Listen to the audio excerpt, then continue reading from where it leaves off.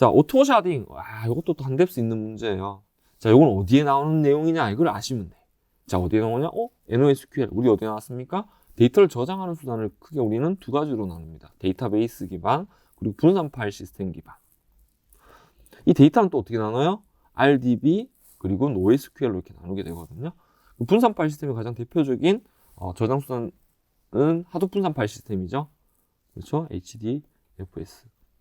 GFS라는 구글 파일 시스템도 있어요. 그래서 이 구글 파일 시스템을 기반으로 HDFS가 만들어진 거고요. 자, 그 중에서 우리는 여기 NoSQL을 지금 묻고 있습니다. NoSQL. 자, NoSQL을 묻고 있는데 얘도 유형이 몇 가지가 있죠. 몇 가지가 있어요? 네 가지가 있습니다. 첫 번째, 키밸류. 근데 NoSQL은 기본적으로 키밸류 형태를 띠고 있는데 순수한 의미를 담고 있는 키밸류 구조가 있고요. 그리고 ODD 키밸류. 얘는 컬럼 패밀리라고 합니다. 자, 그리고 document. 키에 문서를 저장을 하는 형태예요. 자, 그리고 네 번째는 그래프 기반의 NoSQL도 네 종류가 있습니다. 그 중에서 이제 오토샤딩의 키워드를 가지고 있는 거는 이 안에 몽고DB라는 놈이 있습니다. 몽고DB는 샤드키를 이용을 해서 데이터가 늘어나거나 혹은 데이터를 삭제하거나 했었을 때 그 저장하는 인프라가 자동으로 늘어나거나 혹은 자동으로 줄어들거나 이러한 특징들을 이야기를 하는 거예요. 근데 그게 데이터베이스 저장 레벨에서 가능하다는 얘기를 하는 거기 때문에 답은 어쨌든 정답은 몽고DB입니다. 자, 그리고 레디스는 여기 키밸류의 가장 대표적인 NoSQL이고요. 카산드라는 ODD 키밸류, 컬럼 패밀리의 가장 대표적인 DBMS를 얘기한다. 이 정도 참고해 놓으시면 좋을 것 같습니다. 자, 20번 분석 마스터 플랜 수립에서 범위 및 방식의 고려, 범위 및 방식의 고려에서 아까 제가 데이터 마스터 플랜에서 우선순위 관련된 문제 지금 한번 풀어봤었어요. 그 중에서 범위 및 방식의 고려 요소는 세 가지가 있습니다. 세 가지가 있는데 옳지 않은 것은 딱 보니까 정답이 실행용이성입니다. 실행용이성이고 보세요. 우리가 분석을 하기 이제 실제 적용을 할 거야. 그때 데이터 적용 수준, 너네 데이터 얼마나 많이 적용해봤어? 기술은 어떤 거 쓸 거야? 경험해봤어?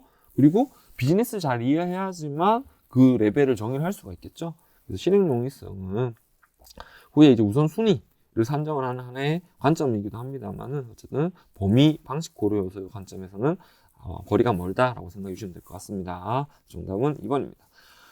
21번 데이터 전처리 방법으로 잘못된 것은 전처리 엄청 데이터 분석가의 80%가 이 전처리 업무를 하고 있습니다. 그래서 데이터 정제도 하고요. 분석 변수 처리도 하고요. 정제에서는 뭡니까? 결집값, 이상값 처리도 하고 통합도 하고 힘든 분들이에요. 그리고 분석 변수 처리 부터가 있으니까 그 유튜브에 댓글 단 거 보니까 제가 글자를 너무 빨리 써가지고 못 알아보신다고 얘기하시는데 제가 좀 악필이에요. 양해 좀 부탁드리고요. 자, 그래서 분석 변수 처리 여기서 파생 변수도 생성하고 그쵸? 데이터 정규화도 하고 불균형 데이터 처리도 하고 여러 작업들을 하게 됩니다. 저는 큰 틀에서 얘기를 하는 거고요. 자, 그럼 전처리 방법으로 잘못된 것은 이라고 지금 묻고 있는데 레거시 시스템으로만 전처리를 진행해야 된다. 자, 레거시는 어떤 의미를 가지고 있나요? 자, 우리가 분석을 하기 위해서 이제 필요 데이터들이 여러 시스템에 산재해 있을 거예요. 자, 이러한 기존에 사용하고 있는 데이터를 가지고 있는 시스템들을 우리는 레거시 시스템이라고 표현하는데요. 그러면 여기로만 전처리 하는 게 아니죠. 효율적으로 하려면은 이 데이터들을 다 모아가지고 전처리하는 게 가장 효율적입니다. 그리고 여기에는 순수한 오리지널 데이터를 담고 있기 때문에 여기다 전처리를 하면 안 돼요. 그래서 어떠한 수단을 통해서 전처리를 해야 됩니다. 정답은 일단 당장 1번이고요. 비정형 데이터는 그렇죠. 이미지를 그대로 분석하실 수가 있나요? 아닙니다. 얘는 정형 데이터로 변환해서 분석을 하셔야 됩니다. 정제가 필요하고요. 전처리 시 삭제 및 수적 진행이 가능하죠. 그렇죠? 그래서 어떤 이상값이 있다면 그 범위를 줄여주는 작업도 하고 결집값이 너무 많다면 그 삭제하는 작업도 할 수가 있겠죠. 데이터를 통합하여 정제를 할 수 있습니다. 맞습니다. 이런 여러 시스템들에 대해서 전체적으로 한번 일단 ETL이라는 과정을 통해서 모아요. 어디에 모아요? ODS라는 데 모으게 돼요. 데이터 레이크도 마찬가지 개념을 가지고 있습니다.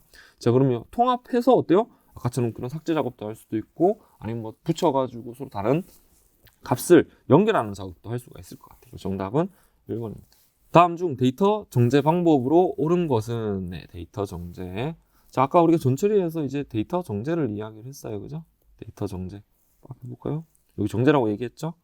자, 그래서 데이터 정제에는 통합 순서대로 할까요? 실수화하고요. 그리고 또 정제를 한번 하죠.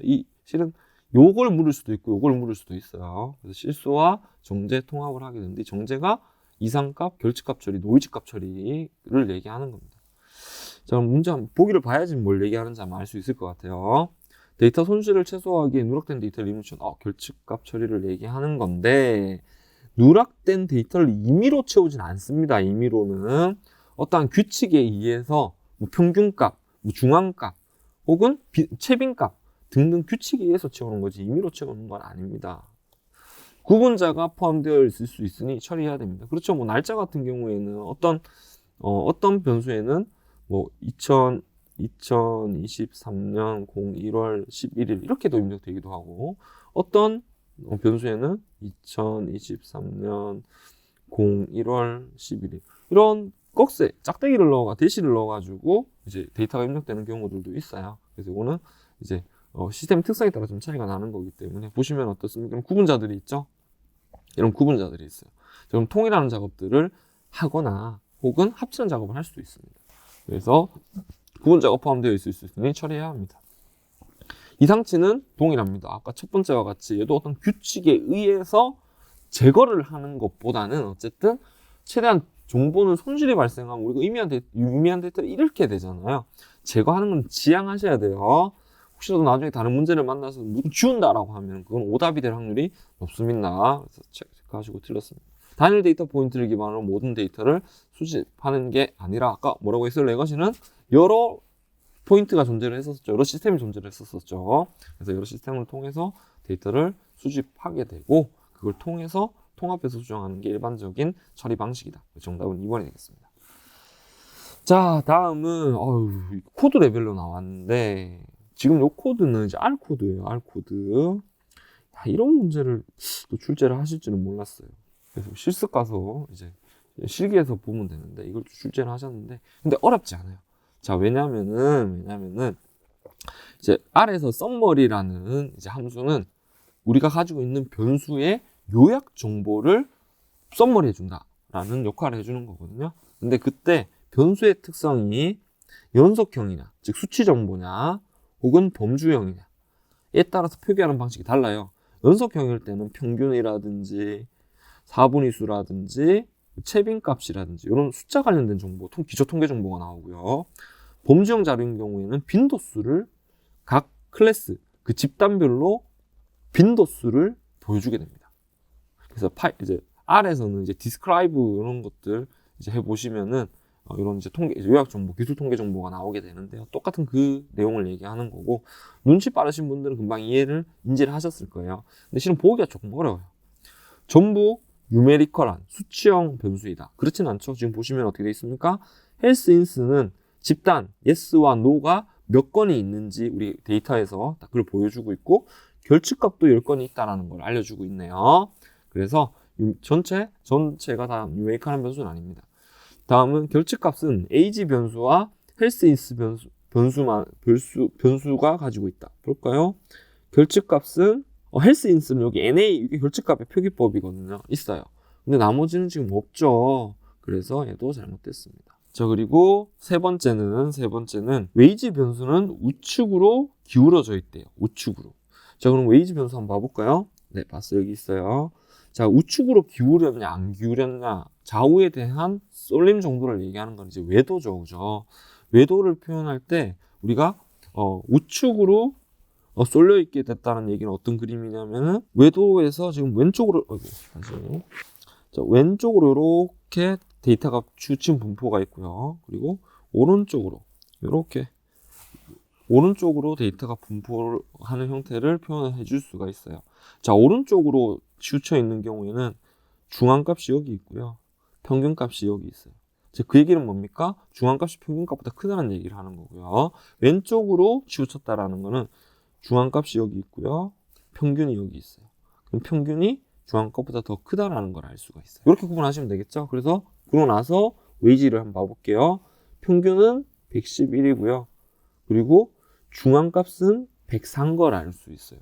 그러면 평균이 지금 보면 어떻게 됩니까? 더 크네요. 지금 평균이 더 크기 때문에 요 형태의 모양을 띄고 있어요. 그럼 요 형태는 어떻게 되어 있습니까? 맞아요. 왼쪽으로 데이터가 쏠려 있는 걸 알 수 있어요. 그럼 정답, 요거는 3번도 틀리게 됩니다. 자, age 변수의 맥스 값은 이상 값이다 라고 되어 있는데, 맥스 값이 80이라고 되어 있네요. 80. 자, 그럼 요 값이 이상 값이냐 아니냐를 이제 판단을 하셔야 되겠죠. 자, 그러면은 이상 값을 판단할 때 우리 가장 많이 쓰는 것 중에 하나가 4분위수 범위를 구해요. 그러고 나서 최대값을 구하고 그 최대값을 넘어서면은 이상값인 거고, 그렇지 않으면 뭡니까? 이상값이 아니라고 판단하시면 되는데, 지금 보니까 어떻게 되어 있습니까? 첫 번째 콘타일이라고 하는 거와 세 번째 콘타일, 메디안은 뭡니까? 두 번째 콘타일이 되는 거죠. 그래서 25% 위치, 50%, 75% 위치의 값을 우리는 알고 있어요. 그러면 4분위수 범위는 어떻게 구하나요? 네, 세 번째 콘타일에서 첫 번째 콘타일을 빼면은 4분위수 IQR, 4분위수 범위가 되는 겁니다. 그래서 51에서 30, 33.75를 빼면은 요 값이 얼마냐? 17.25가 되네요. 17.25. 자, 그럼 여기서 17.25에서 우리는 이제 최대값을 구하려면은 어떻게 구하냐면은 세 번째 값 51 더하기 17.25 곱하기 뭘 해줘요? 1.5를 해주면 돼요. 그럼 이게 최대값을 구하는 거예요. 그죠? 최대값. 그럼 최대값이 계산을 한번 해보시면은, 한번 해볼까요? 아마 한 2쯤 나올 겁니다. 72쯤. 그럼 최대값이 70이야. 그럼 80은 어디 있어요? 여기 있네요. 73, 73 이렇게 있으니까. 그럼 72보다 80은 어떻게 됩니까? 크죠? 그러면 어떻게 돼요? 80은 이상값이 되는 겁니다. 정답은 4번이 되겠습니다. 24번. 혈액형에 대한 결측지가 발생했다. 대체할 값으로 적절한 것은? 이라고 되어 있어요. 혈액형은 뭡니까? A형, B형, C형은 없고 죄송합니다. AB형, O형 이렇게 있잖아요. 자, 얘는 변수의 유형이 무엇입니까? 네, 범주형입니다. 범주형. 왜냐하면 수치적 의미를 가지고 있는 게 아니라 각각 구분하는 집단의 의미를 가지고 있는 거죠. 자, 근데 범주형 데이터에서 결측값이 발생을 했어. 그럼 이 중에 하나 값으로 대체를 해줘야 되잖아요. 근데 밑에 이 세 가지 보면 뭐예요? 수치적 데이터에 대한 기초 통계량들을 얘기하는 거죠. 그렇기 때문에 정답은 뭐다? 채빈값. 빈도수를 얘기하는 채빈값 1번이 되겠습니다. 자, 하나의 변수인 일별량일 때 이상값 검출 방법으로 옳지 않은 것은, 이상값은 검출 방법 반드시 기억하셔야 됩니다. 우리 아까 4분위수 범위를 이용을 한 박스 플롯을 통해서도 최대값, 최소값을 벗어나면 이상값이라고 판단할 수도 있고, 이런 데이터 분포를 만들어 가지고 정규 분포상에서 특정 표준 편차를 벗어나는 이쪽에 있는 애들 또 결측값으로, 이상값으로 확인할 수도 있고, 특정 3포도, 이것도 3포도를 얘기하는 거죠. 데이터의 흩어짐, 이런 3포도를 보고도 이게 0이야. 이게 뭐 100이라고 칩시다. 그럼 이쪽 가쪽에 있는 데이터도 어때요? 이상값이라고 볼 수가 있겠죠. 그래서 보기를 봐보면 4분위수 이용한다. 오케이. 3포도를 그려본다. 오케이. 상자 그림에서 상자를 벗어나는 값을, 요걸 함정이 있네요. 자, 상자 그림은 이렇게 표현이 됩니다. 되고, 수염들이 있고, 요게 수염이에요. 수염. 요게 뭐예요? 최대값, 최소값이죠. 지금 요쪽에 있는 데이터들은 뭐예요? 이상값이라고 하죠. 지금 여기는 뭡니까? 요거는 25, 75%에 위치한 데이터를 얘기하는 거잖아요. 상자, 요게 상자죠. 지금 요게 상자. 요게 상자를 벗어나는 것은 지금 수염 영역을 얘기하는 거지 이상값을 얘기하는 건 아니에요. 최대, 최소값을 벗어나야지만 이상값입니다. 그래서 정답은 뭐다? 3번입니다. 3표준 편차, 맞아요. 이런 분포, 우리가 데이터 분포, 정규 분포상에, 표준 정규 분포상에 데이터를 표현을 해놓고, 요걸 이제 3시그마, 마이너스 3시그마, 요거를 3시그마 두고, 이 가쪽을 벗어나는 걸 뭐라고 할 수 있다? 이상값으로 볼 수가 있게 됩니다. 정답은 3번이 되겠습니다. 자, 아래 표를 보고 옳지 않은 것을 고르시오라고 했는데, 데이터가 지금 1번부터 10번까지 10개의 데이터가 있어요. 그래서 외도를 이제 이 내용을 보고 우리가 한번 볼게요. 외도를 사용하여 데이터의 쏠림 정도를 파악한다. 파악해야 되겠죠. 분포의 기울어진 정도를 설명한 통계량을 분석하면 얼마나 쏠리는지 알 수가 있겠죠. 좌측 방향으로 기울어져 있다. 그럼 요거에 대해서 우리는 뭘 구하셔야 돼요? 자, 외도를 구하시는 것도 좋고, 평균하고 중앙값을 구해도 좋아요. 봐보면은, 얘의 평균이 아마 10.4가 나올 겁니다. 평균은. 그리고 중앙값은 6이 나올 거예요. 우리 아까 봤죠? 요 그림 봤죠? 이런 데이터 분포상에서 지금 보니까 평균이 더 커요. 여기 10, 여기 10이고요. 중앙값은 어디 있어요? 중앙값은 여기 6이 있어요. 자, 평균이 중앙값보다 크면 어떻게 되겠습니까? 데이터가 왼쪽으로, 이런 오른쪽 깃꼬리를 가지는 왼쪽으로 쏠려 있다라는 걸 알 수 있다라고 했었죠. 그래서 얘는 맞습니다. 자, 그래서 그리고 이상치가 없음을 확인할 수 있다라고 돼 있어요. 그러면은 없음을 확인할 수 있다. 아닌데 얘는 지금 봐도 얼핏 보더라도 이 50은 이상값이라는 걸 알 수가 있어요. 그래서 이걸 계산해 보시면 그렇게 인지를 하실 겁니다. 그래서 정답은 4번이 되겠습니다.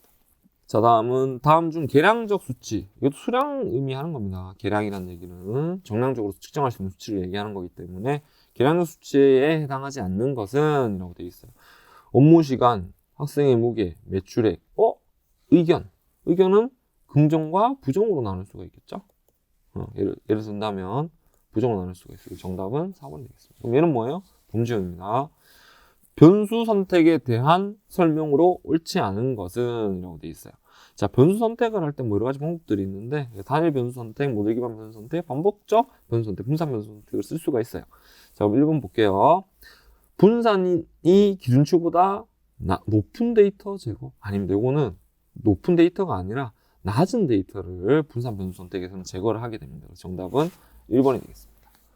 자, 특이값 분해. 특이값 분해. 특이값 분해. 우리가 차원 축소할 때도 사용을 할 수가 있고요. 핵심은 뭡니까? 정방 행렬이 아니라 MN 행렬에서도 이걸 이제 데이터에 대한 대칭을 이용을 하고 그 영역에서 특성을 찾아내가지고 차원 축소에 쓸 수 있게 해주는 기법이 특이값 분해죠. 근데 정방 행렬은 아니에요. 그래서 정답은 M대 크게 가진 행렬이기 때문에 M대 정방 행렬을 고려하지 않습니다. 정답은 4번이 되겠습니다. 30번. 다음 파생 변수를 생성하는 방법으로 옳지 않은 것은, 파생 변수는 뭡니까? 우리 데이터가 이렇게 막 주어져 있어요. 그럼 새로운 변수를 쫙 만들어내는 걸 우리는 파생 변수 생성이라고 하죠. 근데 첫 번째 컬럼 이름 변경은 기존에 있는 걸 변경하는 거기 때문에 파생 변수 생성으로 보기 어렵습니다. 컬럼별 데이터를 나눠가지고 새로운 변수 생성할 수 있어요. 컬럼별 데이터 내서 생성할 수가 있어요. 컬럼 데이터와 1대1로 배치되는 숫자 정보, 실수한 정보들을 만들어낸 변수를 만든다면, 예를 들어서 성별이에요. 남여가 있겠죠. 그럼 얘를 10, 10 1대1로 배치되는 새로운 파생 변수를 만들어낼 수가 있죠. 그래서 정답은 1번입니다. 자, 표준 분포인 x1, x 3개의 변수가 있다. 공분산 행렬을 보고 다음 주어진 공분산 행렬을 보고 옳지 않은 것은, 자, 공분산 행렬은 표준 분산과 그리고 각각 변수 간의 분산을 표현한 행렬을 의미합니다. 그래서 여기에 있는 위치에 있는 값은 분산을 얘기하는 거고요. 나머지는 변수 간의 공분산을 얘기하는 거예요. 공분산은 뭐 하는 거예요? 맞아요. 상관관계를 보는 거예요.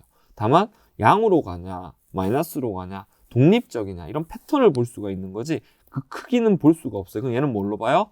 상관관계 분석으로 보게 되는 겁니다. 요 맥락을 보시면 돼요. 상관관계 분석은 피어슨 상관관계 분석이 가장 대표적이죠. 자, 요 맥락 하에서 보시면은 x1, x3의 상관계수는 1이래. x1하고 x3 요 값이네요. 저 1 아니네요. 그죠? 4.01입니다. 그래서 얘는 틀렸습니다. 자, x1의 분산은 24.58입니다. 네, 맞습니다. 자, 그리고 x1, x2의 양의 상관관계다. x1, x2 볼까요? x1하고 x2 요 값을 얘기하는 거네요.